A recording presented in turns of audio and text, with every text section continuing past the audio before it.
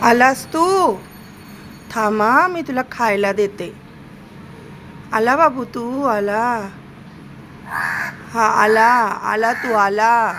बरं बरं, धर, खा. बघा, हा कावळा रोज येतो माझ्या घरी आणि मला खास स्पेशली आवाज देतो आणि माझ्या हातानेच जेवतो.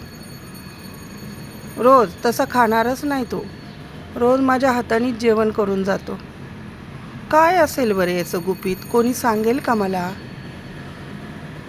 बघा किती म्हणजे आणि दुसरे कावळ्यांना पण सांगतो तो या म्हणून, पण बाकीचे कावळे नाही खात, पण हा स्पेशली येतो आणि माझ्या हाताने खाल्ल्याशिवाय जात नाही. आता त्याचं पोट म्हणजे थोडं तरी खाणार आणि मग उडून जाणार. तर मला याचं काही समजलंच नाही आहे की हा कोण असेल माझा, की जो माझ्याच हाताने खातो. हे बघा, परत आता घिरट्या घालून येतोय. सगळ्यांना सांगणार, आता 5-6 कावळे येणार त्याच्या मागे. ते नाही खात पण माझ्या हाताने. हा हा येऊन खाऊनच जाणार, पाणी पिणार, खाणार, थोडंसं नाचणार. असा आनंद होतो ना त्या पद्धतीने, आणि मग तो निघून जातो. आपण म्हणतो ना, पक्ष्यांना सुद्धा सगळं काही ज्ञान असतं. कोण आपल्याला खाऊ घालतं, कोण आपल्याला प्रेम करतं.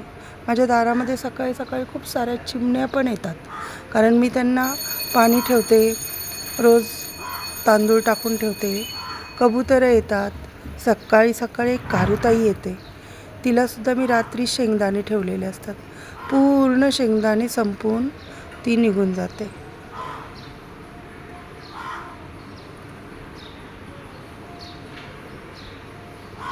असा माझा पक्षी परिवार. तिकडे लांबून आवाज देतोय आता मला.